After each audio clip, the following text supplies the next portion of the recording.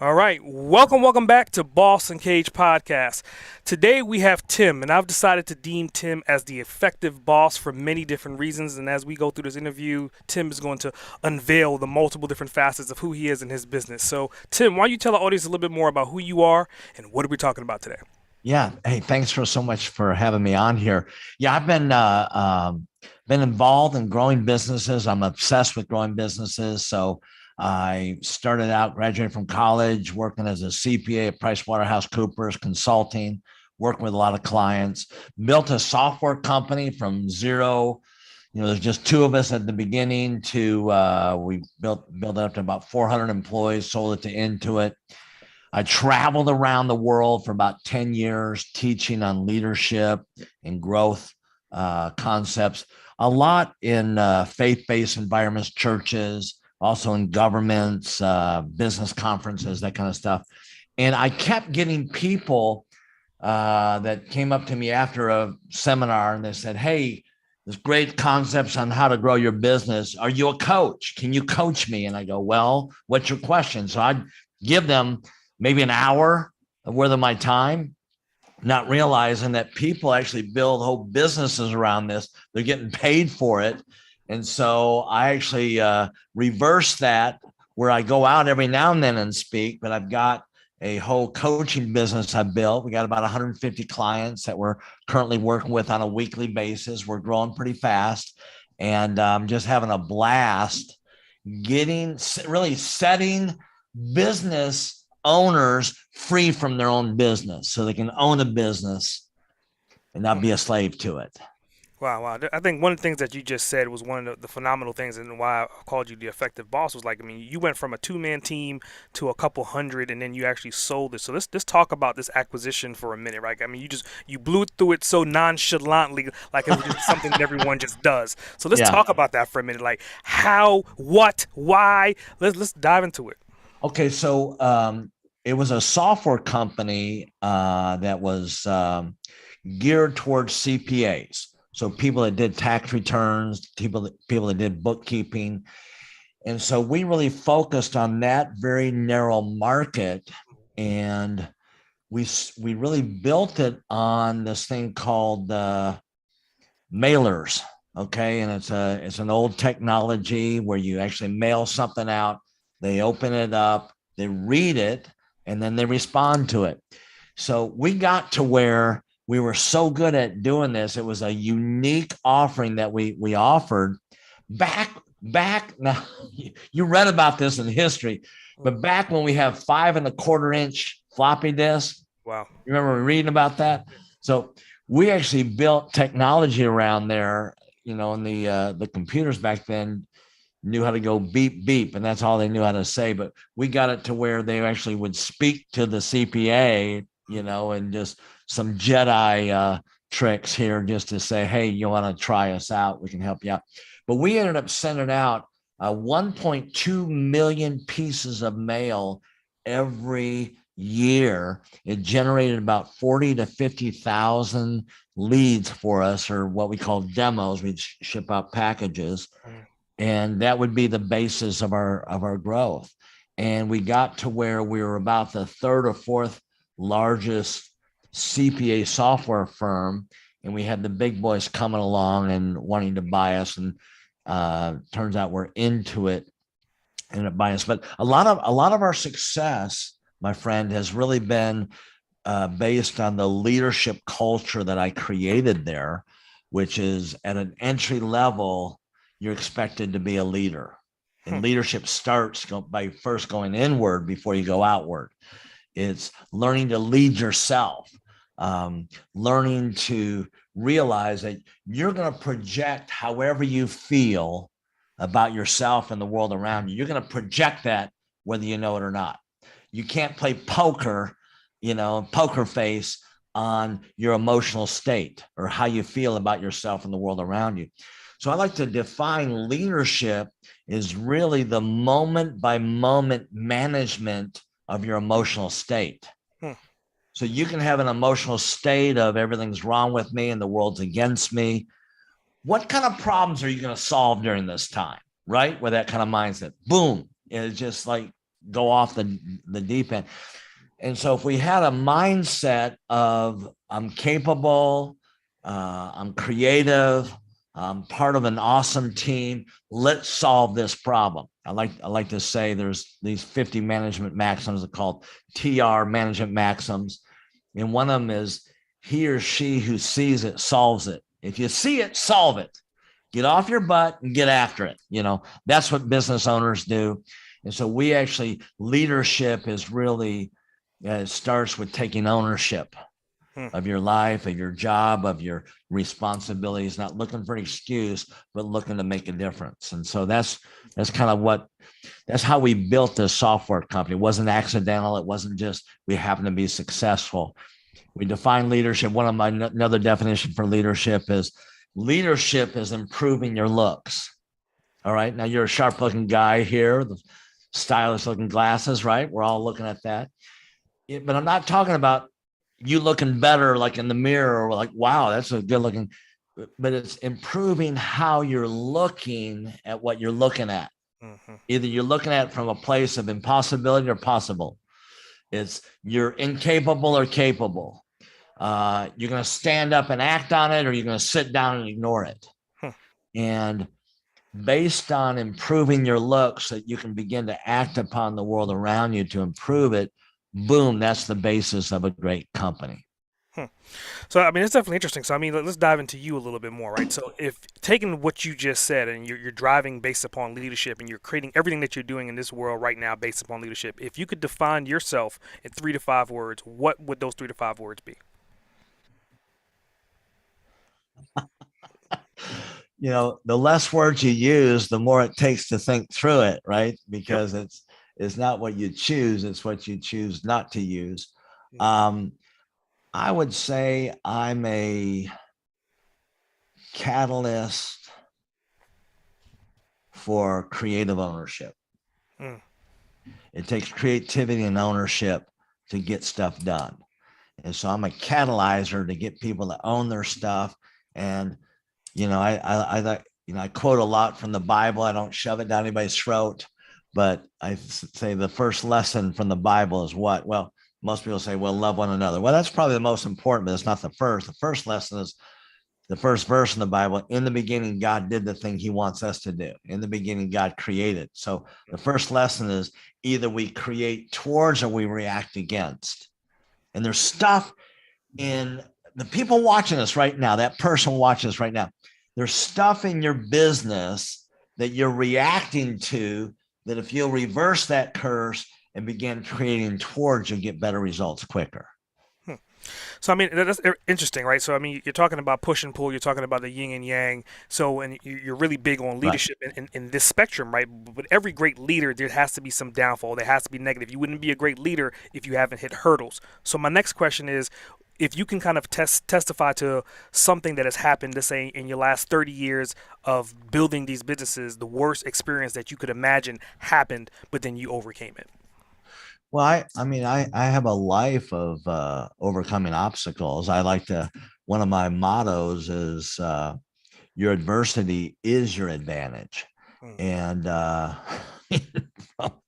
not hardly living through the first week or so of my life to somebody in authority announcing a curse over me, said I'll never be a speaker, public speaker, to having to learn to read and write all over again when I was 15, to I remember my first job at PriceWaterhouseCoopers. There started with a whole bunch of us, about 16 or 18 of us. And I finished the first evaluation, the bottom third of the class. I've never been the bottom third of anything, And so I realized I was reacting against and not creating towards, and just had a checkup from the neck up and really changed my whole attitude of creating towards things. And the next review, I was the top 2 performers of those same group. Even in this coaching business, I got started and people stayed away from me in droves. So now this is true. I'm big into numbers. My friend, we built our first 100 clients, our first 100 coaching clients. That means simultaneously coaching clients. I'm building my team. But we built that on a 99.75% rejection rate. So we were flourishing in what most people would consider be a failure. And we did that through cold calling. You know, again, this is an ancient art that we read about in the history books. So, I mean, you know, every day, like right now, I'm in a challenge here of we have these clients that a lot of them are, you know, they're in a volatile spot, you know, cash flow issues, whatever. And so, you know, sometimes our backdoor of clients canceling versus clients coming in, you know, that's been a challenge because we're so big that it requires us to have so many new clients coming in. Mm-hmm. So we're facing a challenge even right now. I'm just continuing to grow the number of simultaneous clients that we have. And we got some huge goals on that. But, you know, one psychologist, a dear friend of mine said, either you're in the middle of a challenge or you're just coming out of a challenge or you're about ready to come into a challenge. So welcome to a life of challenge. That's, you know, the best get better because they look at life as not how long can I be without a challenge, but how do I behave and respond to the challenges that come towards me constantly. So I think I love this particular episode because I mean you're talking about like these landmark achievements and is this kind of like you just blow past them like and again you brought up PriceWaterhouseCoopers which is I think like the top 4 of all accounting firms globally and he just name dropped it like oh yeah I just worked for them so like with working with a company of that scale and that magnitude do you think that was a benefit to creating your software and getting you to where you are right now currently? Well, I mean, it's a huge organization, but the amount of skills that they want you to learn and the intensity of work, it really sharpens your thinking processes. Now, I got out of Coopers on LiveBrand and I couldn't program myself out of a wet paper sack. So that wasn't my skill. I learned some programming, but that wasn't my skill. My skill was creating structures of accountability, creating means of communication, making sure the right stuff got identified to get done, and it got done on a timely basis. So setting up systems in the business and making sure that we create a cadence in that business. That's what I created, you know, at the software company. And that's primarily what we do now in helping businesses. Now we're a coaching company. And so, you know, for years, I would tell people what to do. Now we're a do it for you coaching company. So people are so busy. We lay out the groundwork or the blueprint or what they need to do to get to the 3-year goal. And then we actually implement that for them. We do it for them. So, you know, there's a lot that I've learned in these challenging times of having to create these systems myself. They had to work. And therefore, when I bring them into the lives and the businesses of my clients, I've already proven them in my own businesses.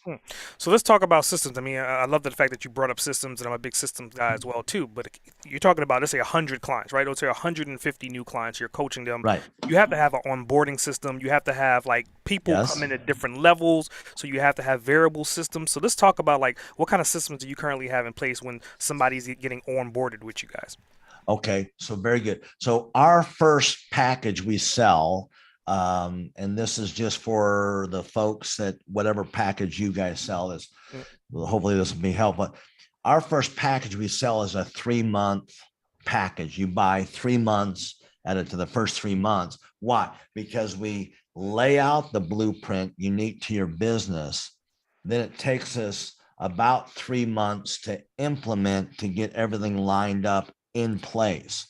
Now, you'll more than make the money you invested to get this done during that time, but people typically will add at least $100,000 of additional profits to their business in the following 12 months. And if it's a larger business, 2 or 3 or 5 or $12 million business, and they'll blow past that and just usually during the first 3 months.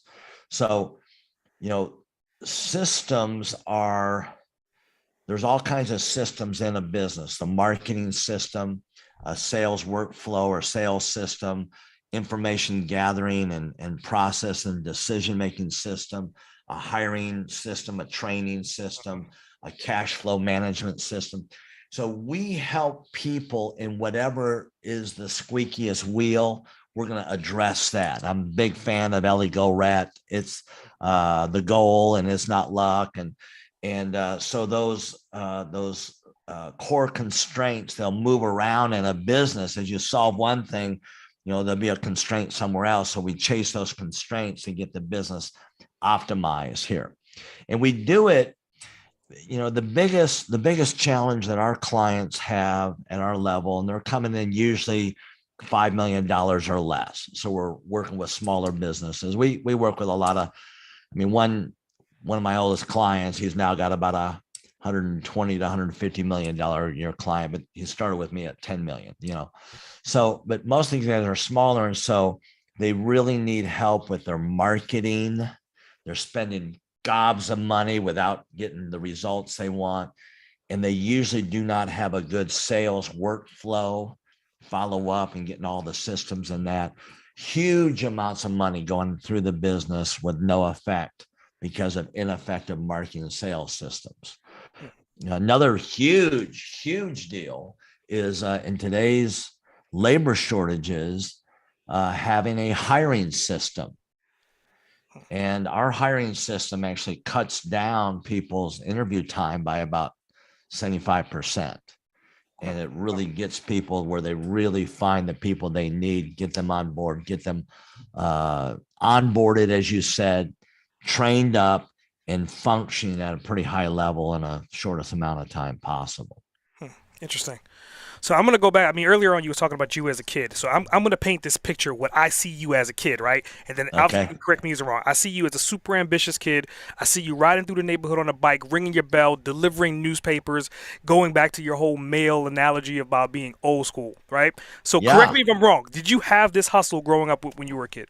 I did have the hustle. I was terribly shy. I was born a cleft palate, and kids would make fun of the way I spoke, and I would get so nervous I would stutter. And so I was really introverted, super introverted. As a matter of fact, when I was just a few days old, I had a priest look at my deformity and my handicap and says, "This boy will never be a priest. He'll never be a public speaker."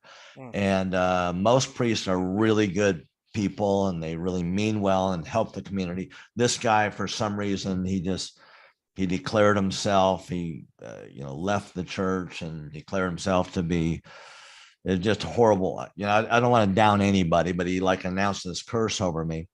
So every time I talk, even one-on-one with you, I'm in defiance of that curse. But so I was more out of that, as Thoreau talked about, that quiet desperation. I was terribly afraid of speaking up and even being in pictures, and I didn't want to not have money. I didn't want to not have choices. And so I just learned to work my rear end off and just make things happen. I did throw a paper out, and I'm thinking God, did this guy read my mail or what? What kind of intel you got over there? I end up going door to door selling these decoupage plaques. Wow. Deathly afraid to talk to anybody. And I just leaned into it until I became successful, And it's kind of like this. It's like Albert Adler talked about in the early 1900s. He's a psychologist, and he studied inferiority complex. And he said there's two responses that people have to this. Either they use that inferiority complex or that weakness, and it defines them, and they live under the shadow of that. Or, and it's kind of a stumbling block, or they use that inferiority complex or that handicap or that challenge as a stepping stone. And he used this whole concept of compensating weaknesses, where the very area where your challenge existed, you actually worked so much against that or wanting to overcome that, that you actually became an expert in that. He talked about how many artists were people that had some real optic issues, how the best composers and conductors either couldn't hear at all or could hardly hear, or the, and nowadays, people that have gone through horrible marital challenges are now marital coaches. And sometimes in the biggest pain, we find ourselves most equipped to help. That's why I say your adversity is your advantage. It's like, boom, stand up and make it happen. Stop feeling, we're tired of your old story. We're tired of you not winning. We're ready for you to stand up. We're not condemning you. We're not judging you. We're all in the middle of a challenge, but just change your tune, stand up and stumble forward. It's not pretty, but think about this when you're like 9 months or a year old or 3 years old, whenever you learn to walk, and you think about this here, my friend, and we get up and we're walking along the table, along the wall, and we see all these humans around us walking without any help. And so we try to do the same. We take 2 or 3 steps and bam, we just bam, hit our head. While we're crying, while there's a bump on our head, while we're in this pain, we get up on a tripod and we try it again. Mm-hmm. That's how we learn to walk. Yeah. And that's the kind of attitude that business owners have got to have with their business. Just keep on getting up. And I'm not meaning to be a motivational talker here, but I'm just telling you, we're sitting down and damn it, it's time to stand up. It's time to say, yes, I'm going forward with this thing. And I'm going to struggle through what doesn't look like it's working. To have 399 no's, that's a lot to go through.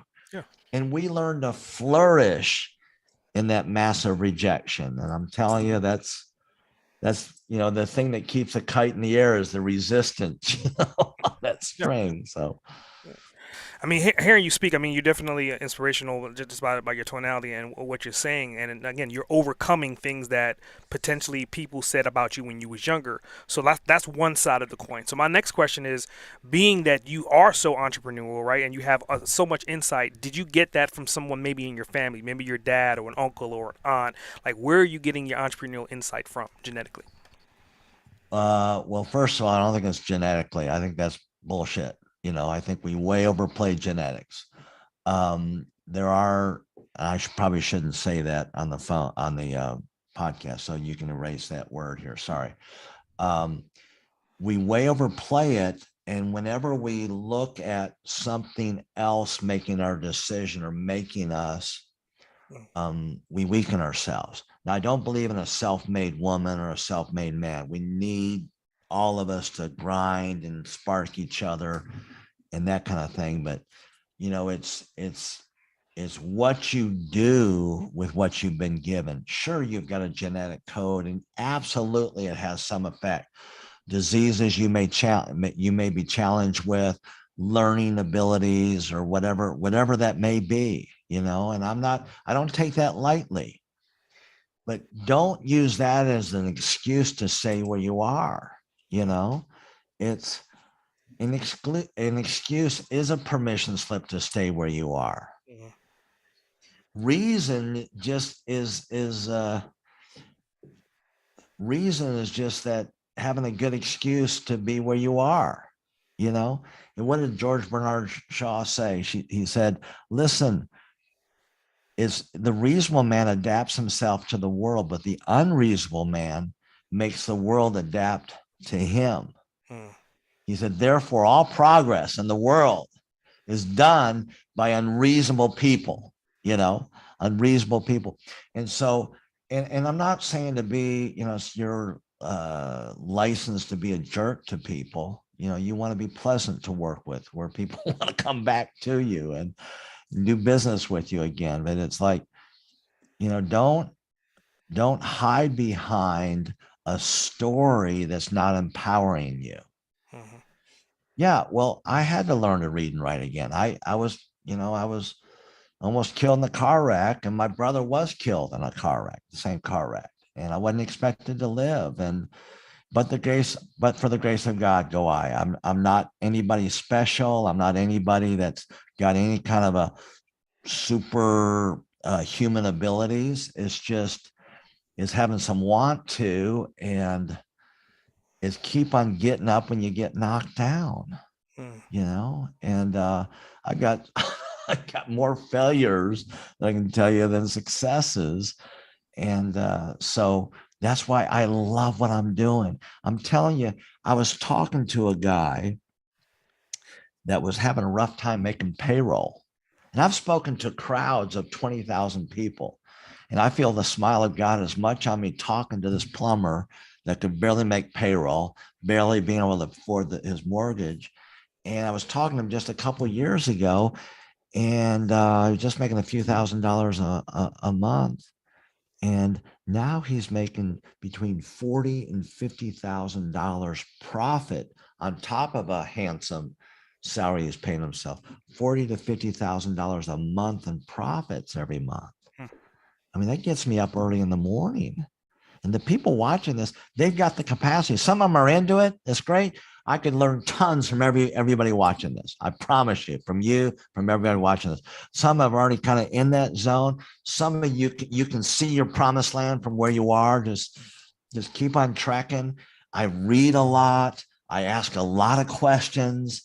I begin kind of a Zen concept of having that beginner's mind here. I don't want what I know to block me from learning what I need to know, and I surround with myself with people that aren't so impressed with me that they're gonna tell me how the cow eats the cabbage. you know? They're gonna tell me, that my stuff doesn't smell so good, so deal with it. Is this too real or is this too No, no. I mean, crude? it's definitely I hope genuine. it's not too crude.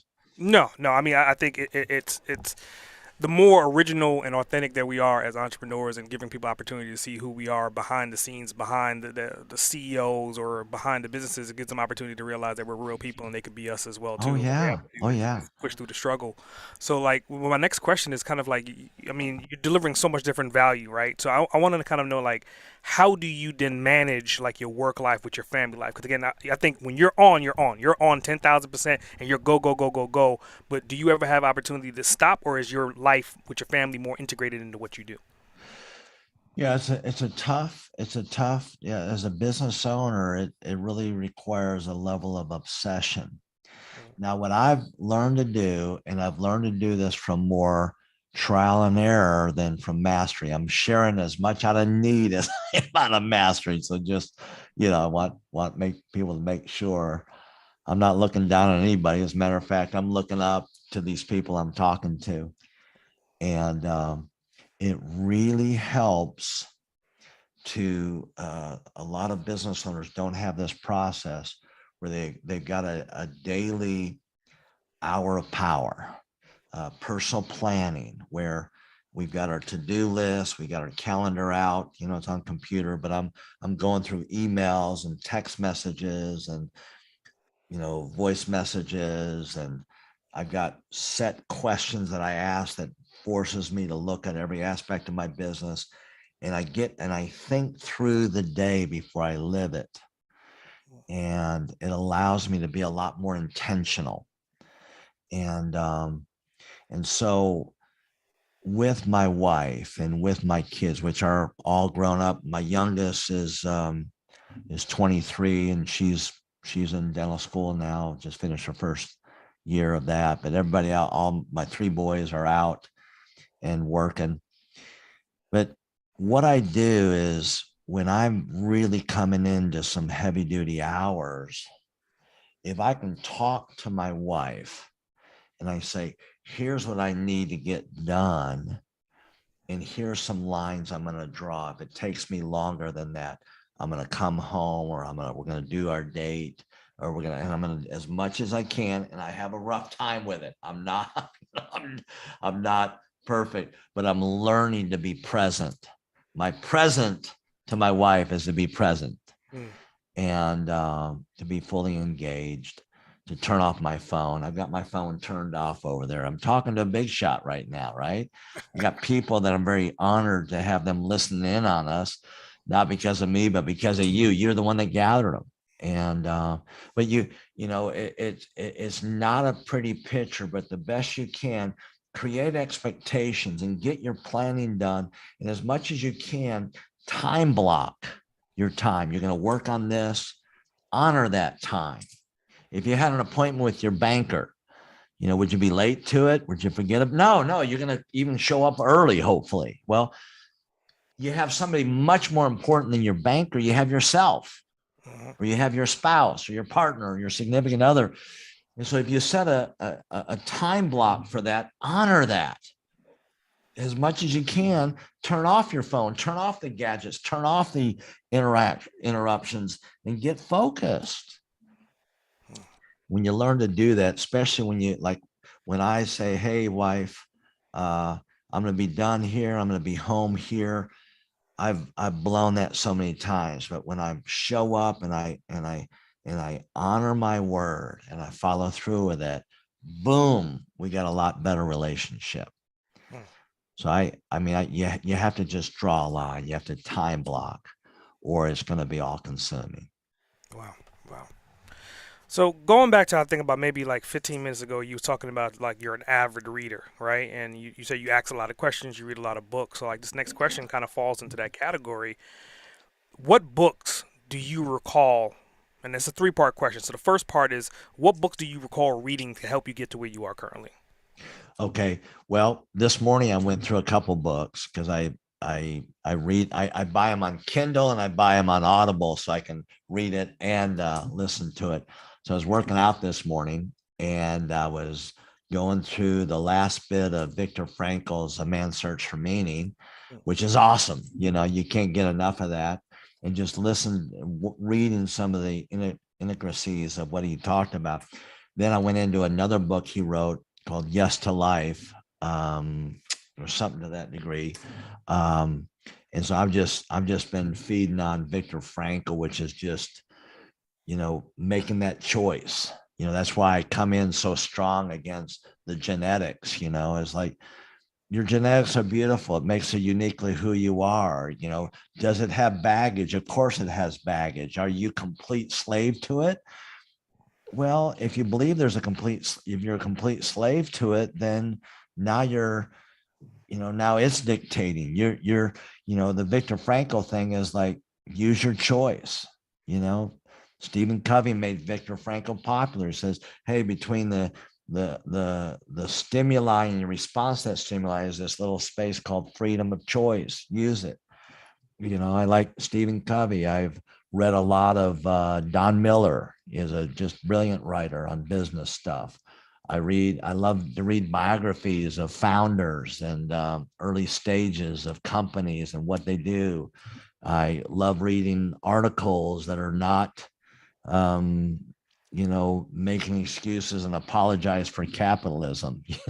Just, the people they're making billions of dollars. Now they're downing capitalism, the very vehicle that got them there. There is this thing called benevolent capitalism.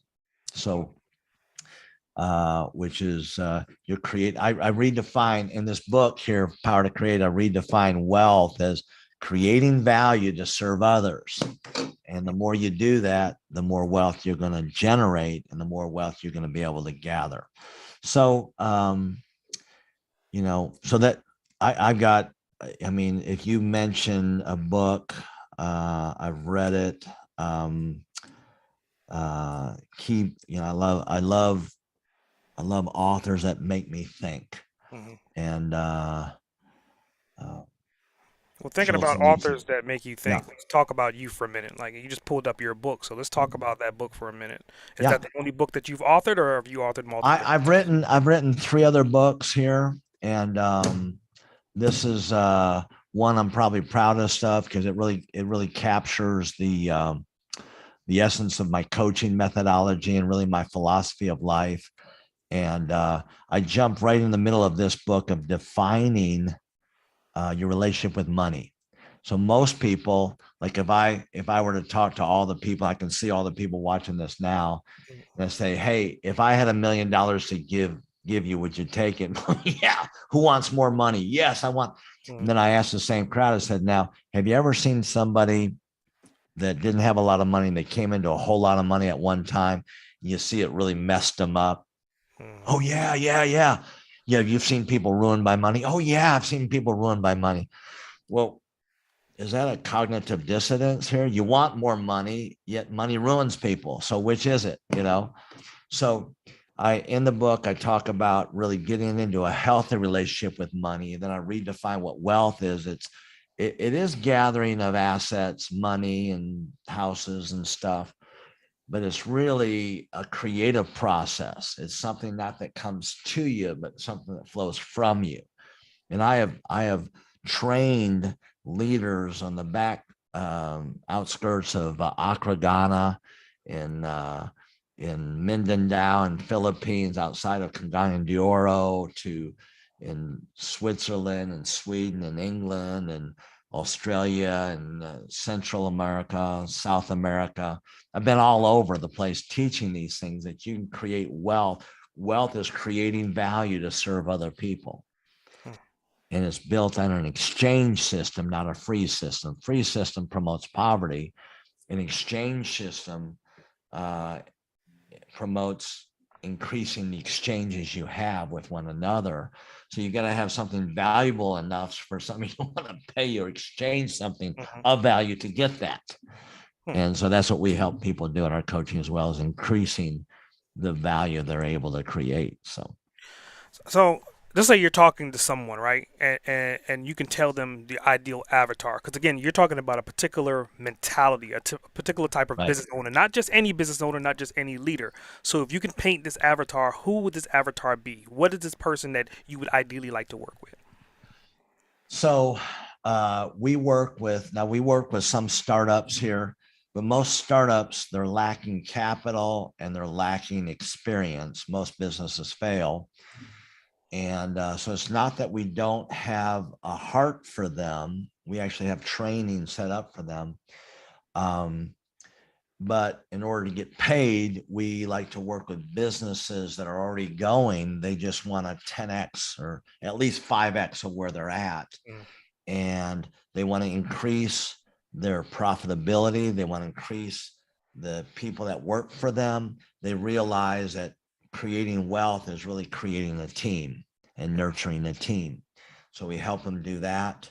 And so it's people that are coachable, that already have a business, but they really want to grow it. And they really have a vision that if they're at 100,000 or $500,000 and they want to 10x that, boom, we're a perfect fit for that. We're gonna help them through every aspect of that. I've done that a number of times in my own businesses, and we've worked with over 2,000 businesses at this point, one-on-one with the business owners and their teams to help them do that. So I've already solved many of the problems that they haven't even run into yet. It doesn't make me a know-it-all. I just, wax on, wax off. I've done this a whole lot. I'm the Karate Kid many times over with that. So So let's stay on that bandwagon. So you're talking to please, that person, right? yeah, What this is go to like a final words of wisdom. What would you yeah. tell that person? And let's say they're at their lowest low right now. They're hitting that hurdle, and they're coming to you to kind of help them. What words of inspiration would you give to them to help them to move forward and prosper? Okay, I would first of all say, have you defined your product clear enough? Mm. Yes, I'm a plumber and I fix toilets that are broken. Okay, that's clear, Yeah. But I just talked to somebody that helps people develop passion, creativity, and I don't know what their package is. I said, what is the pack? What is the pain you make go away? So if you can't define that super clear and identify the target market of people that have that pain and they have money to pay you to make that pain go away, many times that's what's lacking a lot of businesses. It's not clear enough what it is they fix or they solve or they they make the pain go away, or they bring a solution to this challenge. That challenge is not clear enough, or is not clear enough of who's having that challenge that are willing to pay to get it fixed. Wow. And so that's on early startup here. Now, on somebody that's got something going, they've already, they're generating maybe 10 or 15 or $80,000 a month or $100,000 a month. They've got it going. They've got a team going. The biggest challenge I see within that is 3 words. It's going to be worth a lot of money. I don't know if I should say this here without them paying me something. Do you think they ought to pay me? No, I'm just playing with you. Okay. You're like ready to hang up on me. Don't hang up on me. Here's 3 words that's going to make these people a lot of money. Casualness causes casualties. Casualness causes casualties. And so if you're somebody that's got a business going, but you're still a slave of it, well, gosh, I'm making good money. I know, but you're working 90 hours a week. And what's going on? So who owns who, and you're working in your business or on it. So with those people, I would say, what casual thing are you tolerating that you need to draw the line to say, I'm not going to tolerate that anymore? Now, we'll help you articulate what it is that needs to be fixed and how to fix that, because you can fix it and make a bigger problem. I've done that before. All right. So those are 2 groups I would address. Do you think that's helpful? Yeah. So so let's say someone's listening and they want your help. Do you have like an offer? Like, how could they get in contact with you? Where do they find you? Yeah. So they can find me on my website, contact our team. It's Redmond Growth. So Redmond, like where Microsoft is based, REDMOND, Redmond Growth, GROWTH, redmondgrowth.com. Or if they want to email me and they say, hey, I love this podcast, I give it a 5-star. And if they do that, what I'll do, they can email me, Tim, TIM at redmondgrowth.com.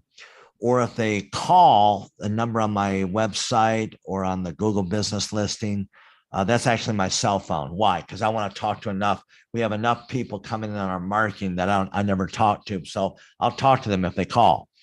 And if I don't answer the phone, I'm either talking to a client or I'm chasing my wife around. I'm not going to let either one of those things be interrupted. I'll get back to you. So the idea here is, if they will call and they've got a legitimate business going right now, not an idea, not an idea session, but they've got a business and they want to 10x that, or they really want to get going on it. What we do is we do what we call a growth plan. And in this growth plan, we identify the company, the weaknesses, the strengths in it. We identify the unique market, what the capacity is of the business, with where they're at. And then we extrapolate that to their 3-year goal that they want to get to. Then we go back and based on that, we create a blueprint of concrete, actionable items, at least 8 or 10 of them, that if they can do it on their own, or if we will implement it for them, that's part of how we make our money. But these 8 or 10 steps, if they'll implement them, they'll add at least $100,000 of profits onto the business in the next 12 months. Okay. And so we normally, because you can make so much money on what we give you, we normally charge $2,500 for that. If they identify you, Mr. Grant, and the Boss Uncaged podcast, if they identify that, they love you and they have some good things to say, we'll waive that $2,500 fee, free of charge, no cost. They get all the benefit of that, and they can walk away. There's no obligation to work with us, but if they work with us, they'll love it. But it's very, very powerful. It's eye-opening. If every business owner that I've ever had go through that go, wow, I see my business differently. And they're empowered to act on it in very concrete ways. Yep. Does that Yep. make sense? Yeah. I definitely appreciate you. So for the listeners, you're listening, I'll definitely, take Tim up on his offer. It's one of these things that, once in a lifetime kind of offer. It's cost $2,500. He's giving it away free. So it only makes sense that if you have opportunity to go ahead and sign up for it and check it out. Yeah. So I got a couple more questions, and then Yeah. we're going to closing, right? Um, on a day-to-day basis, right? I mean, you have all these different systems. You're a software guy to a certain extent as well, too. So right now, in your current line of business, what tools or software do you use on a day-to-day that you would not be able to do without having access to that platform? Okay. Well, first of all, I'm an accountant, so that means there's part of me that's a tightwad. Okay. So for years, we had our lead tracking in Google Sheets, Mm, and we for our coaching, what we do in each coaching session is we identify, what action is going to be taken by our team, because we have a whole implementation team, and what action needs to be taken by the client and their team. And it's what, by who, by when. It's those three W's here that we identify real clearly, and we put it into a Google Doc. So it's a secure doc that only they have access to and we have access to, but it's accountable. So we get with them the next week. Boom, did we get it done? Who's doing what? And so we do that. We've used a CRM called Zoho before. We're changing that to another CRM that's built just for coaches, coaching organizations, some place down in Australia. We're just onboarding that right now. We use we do Facebook advertising. We advertise anywhere from $3,000 to $25,000 a month with Facebook and TikTok, for God's sake. We're using TikTok. So we use Zapier and the different tools of linking leads. And I would say we've tried a number of different autoresponder emails and text broadcast, mm. personalized text broadcast tools. So those are some of the things that we use. Wow. It's a great stack for sure. So going into like a bonus round, I got a bonus question for you, right? Okay. If you could spend 24 hours with anyone, dead or alive, uninterrupted for those 24 hours, who would it be and why? Wow. Well, I think of some of the big industrialists. I think one of my first guy comes to mind is Andrew Carnegie, who developed two major industries, the steel industry and the bridge building industry. Most people don't know the second thing as much, but that's where he made all his money. And I think people like a John D. Rockefeller, Mm, who said he worked harder at giving his money away than he did making it, but he created a number of industries on that. I think of um, I think of just traveling around with Martin Luther King Jr. and mm, some of the intensity of his commitment and the influence he had from Gandhi and others, in the way that he made an impact on our nation and helped to make a lot of changes, hopefully for the better. Um, One person is just like, I would think from the Bible, King David, mm. he was kick-ass, man. He was passionate. He's all the things I want to be. He was very articulate. He was skillful musician. He was a can-do guy. There's no giant big enough that he couldn't just get after it. He inspired the down and outers that wanted to give up in life. They were the outcasts, and those became David's mighty men. And he forged a nation and changed history on that. So Wow. I Yeah. don't. I mean, that's a tough question. So these are just Yeah. some Yeah. musings that come to mind. Yeah, I appreciate it. Well, I mean, I definitely appreciate you. And usually, what I do going into closing of the Boss Cage podcast, as you're the guest, now you're the host, and I become your guest. Do you have any questions that may have come up during this podcast that you would like to ask me? Well, what inspires you to do this podcast, or what is the end result you want to see happen with these amazing people that are engaged with this podcast?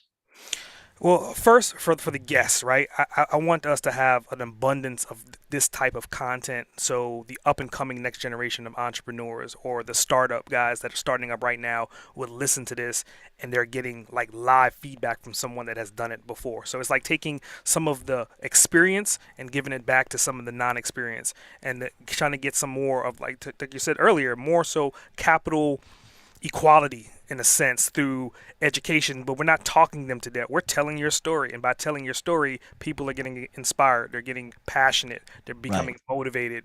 And then obviously our kids as well too. Like, what would it look like if my kid, he's 16 now, but maybe when 16 years from now he's 32 and he has a kid, and this content will still be around.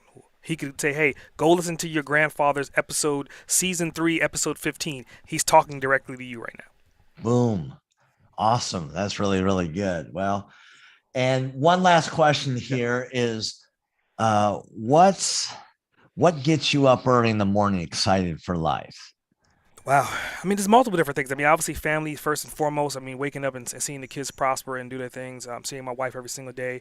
But as far as on the business side of things, it's having opportunities to meet new people like you, having opportunities to have these discussions, and to think that you and I, we just met for the first time today, but we have a kinship through this podcast and some synergy and some conversations that I don't think is going to end here. Like, you could reach out I to me hope so. 30 days from now. I could reach out to you 3 years from now. And all we have to do is say, remember that time we was talking on Boston Case podcast? And then everything comes back from that Boom. conversation. I look forward to that now, Mr. Grant. So I like that. Well, very good. That's what I got from my question. So Great. Well, Tim, I definitely appreciate. I think you brought the energy level on 10,000 to the listeners listening right now. Tim is an example of what passion and desire and motivation looks like. And I mean, again, like he said earlier on in this podcast, you have to get up every single time you fall down, and not only get up, jump, and start running to get to the next level, to get to your accomplishment and get to your goals.